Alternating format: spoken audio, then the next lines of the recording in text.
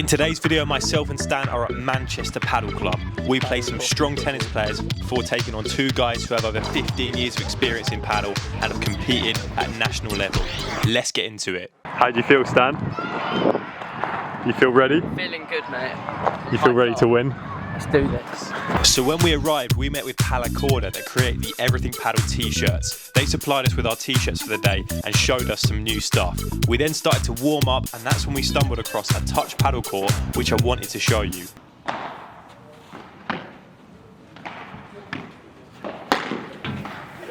It's not fair, is it? Oh no, you can only volley if your foot is on this. She said if you jump both feet, you're allowed to. Oh really? Is that right? What's then stopping me just stood here? Like... Well, you're just going to lob you, isn't he? So this is basically a mini paddle court that you can train and play on. Definitely a cool thing to practice your chiquitas, your touch, off the back glass and your accuracy. It's probably not the best thing for doing your smashes or your vibras or even volleys really. It's just not big enough for that. It's much better for touch and practicing your control.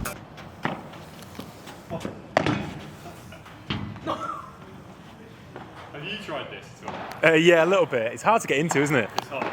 It's a good little warm up.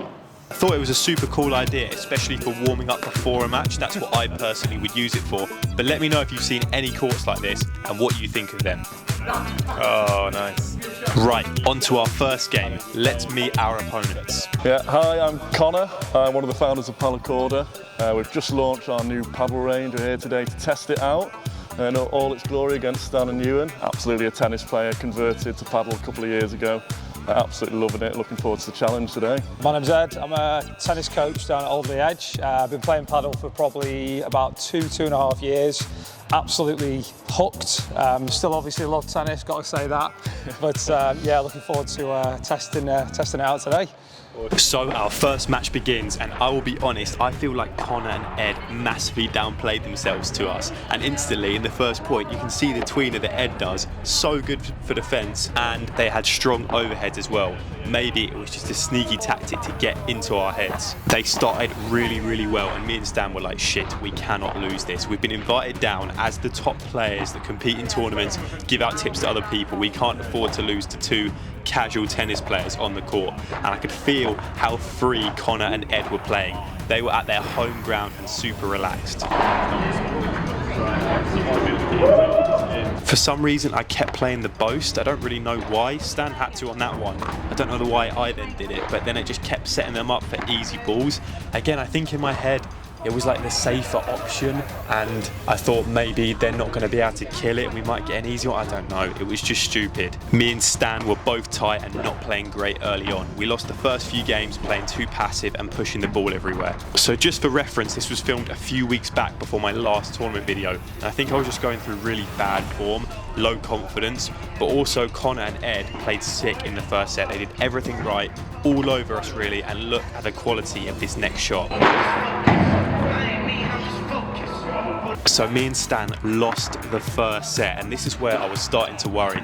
Stan even said to me, are you going to put this out if we lose this? And I said to Stan in the break, we have to just hit our lobs deeper. We're playing way too safe. We have to risk more because we know we have more quality. You can see straight away I win the point with the pop out by being more aggressive. And in general, we focus just keeping the net at all costs, and if we get an easy ball, we have to go for it. I'm still playing terribly in this match overall, so passive, weak, bad technique, but I was getting through it. I could tell Stan felt uncomfortable on the right side, especially in defence as well. But we took the second set and won 3 to 4 games in a row towards the end of it, so I felt like we had it locked in of what we needed to do to win, and the momentum really shifted towards us. So we went into a third set, and this is where we had loads of members of the Manchester Padel Club turned up to watch, which was really fun, and me and Stan thrived with the crowd watching.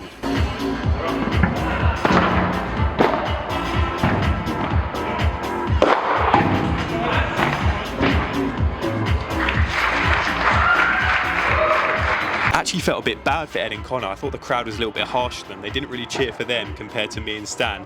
Like, I think they forgot who they should have been supporting.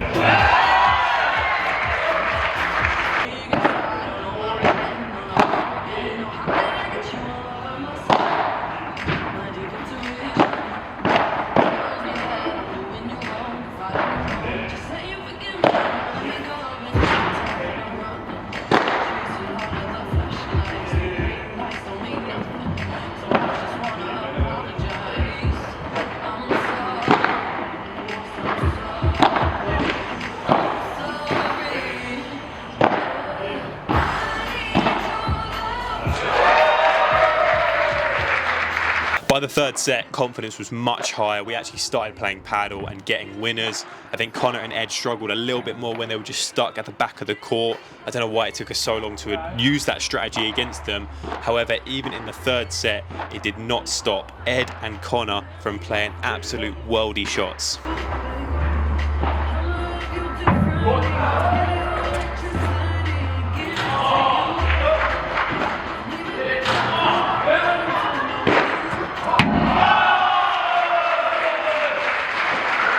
Absolute joke from him, really. Me and Stan, since this, have been attempting to recreate this shot unsuccessfully.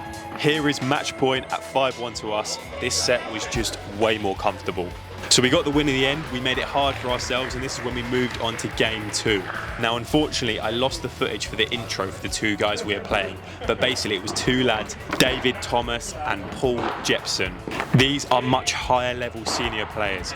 David representing Monte Carlo and playing internationally, and Paul representing GB seniors over 35s multiple times. They both have played for over 15 years and had a lot of experience.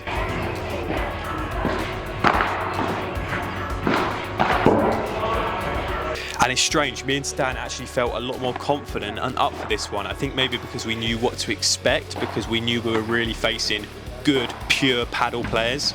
You will also notice that I'm now on the right side, and this was because we only just scraped through the first match, which was meant to be the one that we would win easily on paper. I said to Stan, let's swap sides. Stan was unsure, but I just knew it would work. I could tell that Stan felt a bit more uncomfortable on the right, and I was in terrible form at the moment on the left side.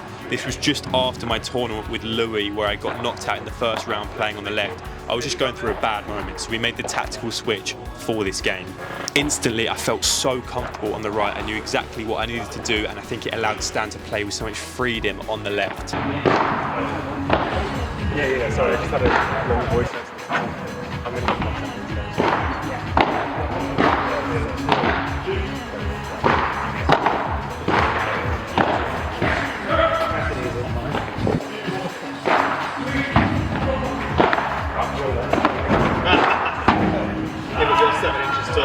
There's also something psychological where I think me and Stan playing better opponents, we know we have to play perfect lobs, really good smashes, volleys, vibras, as we have to risk it, because if we don't, we get punished. Whereas maybe at the slightly lower level we can get away with more, but then it makes us play more safe, play shit lobs because we know we can get away with it. But it's still bad overall. There's so much psychology that goes into these games. I just wanted to apologise in general that this video quality is not that good. We had loads of technical issues with this video. It was actually due out weeks ago, but I wanted to make sure I had something for you to watch.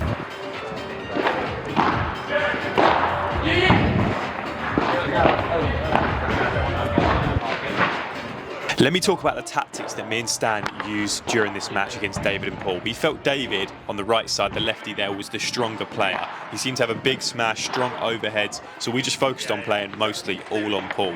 I quite enjoy doing this when Stan is taking on someone cross court and just beating them in that battle. If the ball comes to me, I'll just carry on playing to them. So I was playing down the line to him, and Stan was just trying to beat him cross. We played really, really patient. We were getting moved backwards and forwards, and I was just desperately trying to set up Stan for the easy ball to kill.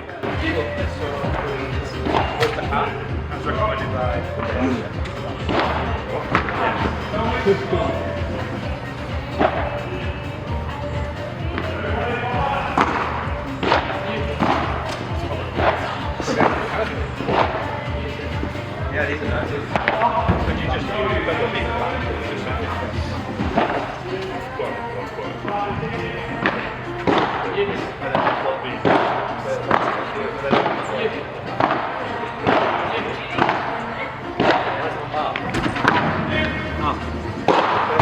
Thank you.